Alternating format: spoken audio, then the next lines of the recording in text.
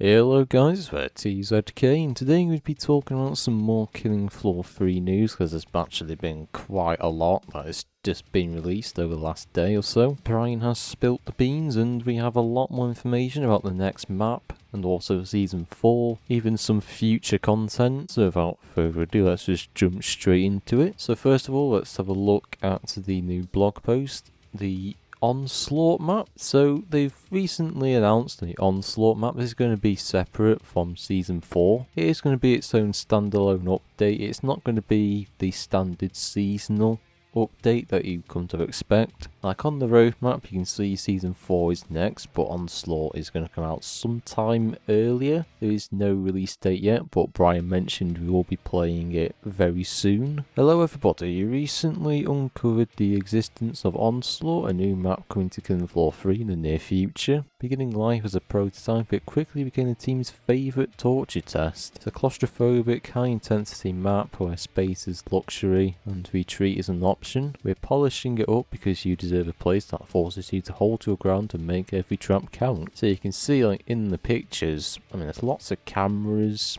It does look very small, kind of reminds me of Dissector a little bit. In the second image, you got like a lot of turrets at the front. You got like a fan trap in the side. There's also a couple doors I've noticed. There's a laser trap very bottom right. Are you prepared? The first thing players will notice is that this is a tight space with little room to retreat, so you better be ready to hold your ground. As the match continues, the forward and mid areas will become more untenable, with new avenues opening for the Zeds to reach you from. Strategic use of traps and tools will be key, but keep your eyes out, there's something more to be discovered. So it seems like the more you play, the more the map will open. That's interesting. There is also an achievement which we noticed last video where you have to unlock some kind of secret area on this map. Maybe there's some secret switches you have to pull or something. And we've also got a map teaser for Onslaught as well. Tripwire's done a whole video on it, a short little fly through of the entire map.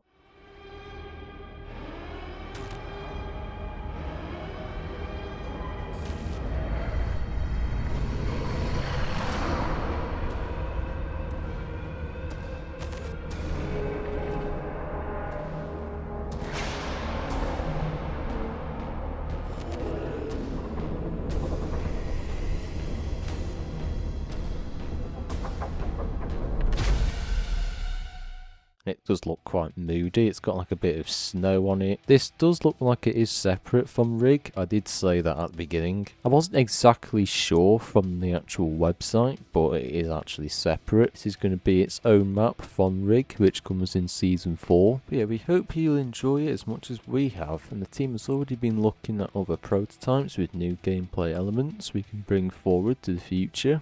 Expect Onslaught to head your way in the near future, before the start of Season 4, later this summer. Well, yeah, that's not the only thing we've got news about. We've actually got some information about the upcoming Season 4, which comes after Onslaught, so they actually showed off some early gameplay. This is the new Rig map, which you're seeing in the background. The sidearm you're looking at is called Der Konig. It's a secondary pistol for the Gunslinger, and I'm guessing you can also dual wield it. They didn't really show that one off. Gunslinger's tier 1s is called the dual 2058 Lawbringers cowboy revolvers, just like in Floor 2's starting revolvers. There's also a chance to get an infinite looping animation by spinning the pistols on your fingers. I will say the animations look really good, actually. They're looking quite smooth. And the tier 2 Gunslinger weapons, we have the dual night adders, which is full auto like the Glock 18. Also has a single fire mode. They even showed off a gravity grenade that pretty much sucks all enemies into one area, pretty much acting like a black hole. Gunslinger's gadget is called the Fatal Focus. This is pretty much an auto-targeting weapon that locks onto weak spot. They're pretty much futuristic dual pistols, as you can see by the actual design of them. They've got like yellow bits on the front of it. In lore terms, it's supposed to be that Imran, the engineer, actually built these weapons for Nightfall, and you can see in the gameplay there's like a blue little marker that comes up to tell you that you've locked onto an enemy. And for tier 3, the Desert Eagles make a return. classic Killing Floor weapon. They're looking quite nice, got the same texture and stuff. And for tier 4 we have the AF2081s, the A1 classic. These return from Killing Floor 2 yet again. If you don't know what these guns are, they're pretty much two 1911s glued together, and they are pretty powerful in Killing Floor 2 at least. They also mention a new mod as well called Volta Shock. It's pretty much like a taser that just tasers enemies. Again, it's a reference to Hans, some old enemies. And to make things even better, we also got a look at the skill tree for Gunslinger. And one of the skills they showed off is called Scalp Collector. Killing enemies with fatal focus grants an additional 20 dosh up to 240. If you look at Gunslinger's passives, the proficiency bonus, you do get extra Z time fire rate and extra Z time reload speed the further you level up the proficiency. The level 8 skill looks like you do something with headshots, maybe rack 'em up return. That was really powerful in Killing Floor 2, so that might need balancing. Level 26 skill on the passive side, it looks like you do something with healing there as well, like kills heal you or something. The level 2 skill on the left, it looks like you get faster weapon swap speed. Again, we can't really see much with the throwables because the actual information about the gadget one is covering most of it, but I'm guessing you can get more damage or wider area due to it being a gravity grenade. And speaking of the health thing before, the gadget also has like a health skill on level 6, you can see on the right, and level 30 is probably more to do with aiming and hitting critical spots. Yeah, it's very interesting. Right, once we actually get the perk, you can see what all of these skills are. But yeah, during the live stream they did also confirm a new difficulty, which is Suicidal, which is a good path between hard and Hell on Earth. I feel like in Killing Floor 3, hard was easy, but Hell on Earth was like a massive step up. It was quite challenging. So having Suicidal in between is a good jump up, but not too difficult for a new player. I would still like something harder than Hell on Earth. I think that would be a really good challenge, like Abandon All Hope, which was a little side mode in Killing Floor 2. It wasn't an official difficulty. And something else they did mention as well, Zeds can now talk in Killing Floor 3, just like Killing Floor 1 where the Screek says he likes trousers or the bloke says he's fat. You can now hear Zed actually talking. They did show off some of it, but it was kind of not really audible what they said. Maybe when you're in game you can hear it a lot better. But yeah, as you know, in the last video we managed to uncover the next boss was actually Moorcroft, and we actually got some gameplay footage of Moorcroft. He's pretty much a mix of Kev and Hans from the other two games. He has the shields like Hans, he also has the minigun like the Patriarch, sort of like a flesh minigun rather than like an arm mounted minigun. He can still cloak and shoot mortars and rockets at you just as regular Patriarch, so nothing really changes there. He does have some new attacks I've noticed, like he pulls flesh off of him and throws at the player. You can also heal from other Zeds like the Scavenger. You'll basically put like a blue orb around one Zed and then just like start eating him to consume his health, I've noticed, just like the Scavenger. So it is obvious which Zed is going to target, and I think there's probably a way you can block it so he can't heal. If you look at the HUD, you can see Moorcroft has two phases, so it's just like Queen Crawler. When you knock him down halfway, he'll probably fall over. And I'm not exactly sure what else happens. Maybe he gets more aggressive or has like a new attack. I have noticed he does cloak, just like Patriarch, so there's going to be like some other attack that he can do. Maybe becomes more vulnerable to bullets and damage. And in lore terms, it actually is stated that Moorcroft had an obsession with old bosses like the Patriarch and Hans. He even took some inspiration, wanted to be like Kev by researching him, trying to find out his weak spots, like his weaknesses, and improve upon them. There's pretty much like a souped up Patriarch, if you will. It's a nice throwback to the old Killing Floor fans, but also something new at the same time. We've also got a look at the new Halloween update, or at least concept art of the Halloween update. So this is a map called Haunted Hotel. It's inspired by Monster Ball, They've taken a lot of elements of Monster Ball and basically used that as inspiration. They even mentioned the sphere in the middle could be a trap for Zeds, so there's definitely a lot of magic going on. But yeah, looking at the actual map itself, it looks really good. You got like a pathway going to like that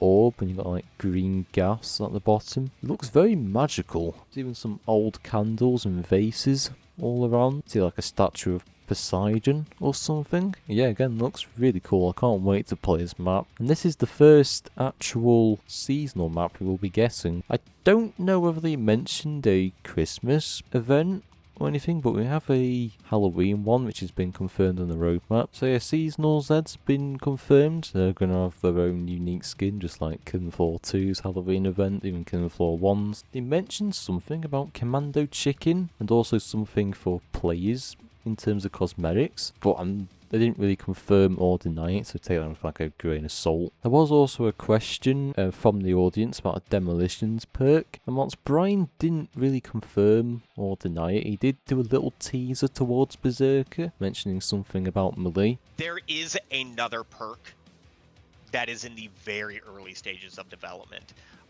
To make a new perk is like an insane amount of work. Not only do you have 4 primary weapons, a sidearm, a throwable, a gadget, a skill tree, all of the icons, animations. It's an insane amount of work, right? So it takes our team a lot of thought and effort to put one together. I will say that there is the very beginning stages of a new perk. I've previously talked about it a little bit.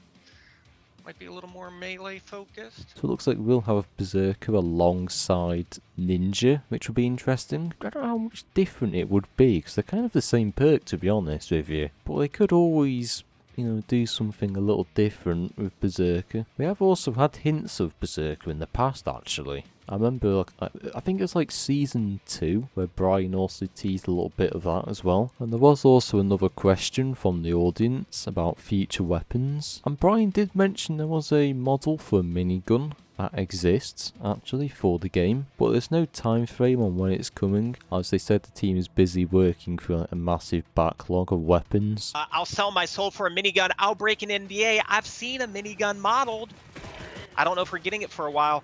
There is a wild backlog of guns that we're working on, but we are looking at new guns versus new perks, guns for pre-existing perks and things like that. So there's also another question about Atmosphere. They did say they're trying to balance it between Killing Floor 1 and 2, because Killing Floor 1 is a darker theme, it's more moody, whereas Killing Floor 2 is like more lighter element. If you ask me, I prefer Killing Floor 1's atmosphere as a Killing Floor 2 fan, but I know some people are different. They're trying to mix and match both into Killing Floor 3, they mentioned, and you can actually see that with some of the maps, with like sewers and stuff, so it's definitely going to be like a mix of both. You have the KF1 group that loves dark atmosphere. You have the KF2 group that likes some lighthearted elements. I think with KF3, we're still trying to find like what aspects kind of pull in from both. And I think Moorcroft's actually a halfway decent version of that. There are elements of him that are very horror based, but then a lot of his like VO can be a little bit more like the kind of classic patriarch kind of taunting type stuff. But yeah, we'll kind of keep going for that. Somebody even mentioned something about returning characters. Now what I will say is in the prison map you can actually find a billboard with the actual returning characters on them. We've already had Masterson, who was on there, and there's 5 others. I have made a video on that a while ago. If you want to watch that you can. But Brian said the team is currently focused on adding more gameplay elements such as perks, weapons, maps, bosses. This gives them more bang for their buck, but I'm guessing they're still considering it, but it's just not like high priority. Will we see any returning specialists soon like Briar, Jaegerhorn, or even Dar? There has been conversation about some of that, but I think right now our big focus is more gameplay focused things, so doing more perks over new specialists and things like that, right? The biggest thing that we feel is as we're working on some of these updates like maps, guns, a boss, perks, you're getting the most kind of bang for your buck as a player, especially like a new perk. You have all of these new weapons to play with. You have all of these new skills to level up. You have all of these new mods. And also later on in the stream, they also mentioned something about single wield Gunslinger, because in Killing Floor 2 you can have both, you can have dual wield or single wield. And they said that is going to be something in the future. I'm not sure on an exact date, but it is something that has been considered. Server browser has also been considered. They said they are looking into that. One thing to know about the Gunslinger is we're focusing primarily on dualies at this time. The ability to single wield those weapons will be coming in a later update, so we'll be working on those and kind of phasing those elements out across multiple updates. I do think, like, for example, you have like the ability to do dualies for some of the pre-existing perks at this point now. The other ones, I believe, are coming in Season 4. Don't hold me to that one just yet. I would need to kind of double check, but we'll continue giving dualies of pre-existing perks, sidearms, but then also doing single wield for Gunslinger perks, further updates as we go along. VR was also a topic that was discussed. If you don't know, Killing Floor actually has a VR port called Killing Floor Incursion. It currently doesn't really work that well. I've tried it, but it just keeps crashing. There has been some updates in the past, but to be fair, I'd recommend just waiting a bit until more updates come out, because it does need more updates. It is about, I'd say, 9 years old, that Killing Floor VR port, but yeah, a new one has not been considered at all. Maybe sometime in the future, but just not thinking about it right now. They are focusing on Killing Floor 3, but Incursion is still out there if you want to play it, although it does sit at mixed reviews, so I would say wait until things get better. VR mode is not on the books. I would love for it to happen as a fan of Incursion, but that is not something on the bingo cards. And it's funny though, because like a lot of VR, I think that is a very, very, very passionate group that loves that. So I don't know, maybe if we just keep screaming at the rooftops, that could happen. But as of now, that is not. So. And speaking of sidearms, the dual wielding for the remaining secondary pistols will be added with Season 4. Brian even teased like a dual medic pistols, which I'm guessing you'd be able to heal a lot quicker with, which is good. Yes, the rest of the legacy dual wielding sidearms will be in Season 4. So, for example, like dual medic pistols and dual sharpshooter, which is wildly powerful. In terms of cosmetics, the Mark 8 Horzine armor has also been confirmed. Will be added in Season 4. They'll feature different variants, such as light and heavy variants, even an alt color. I saw one request about cosmetics. I think we can note that, and what I will do is the next time during office hours, I can show some of the supply pass updates for Season 4.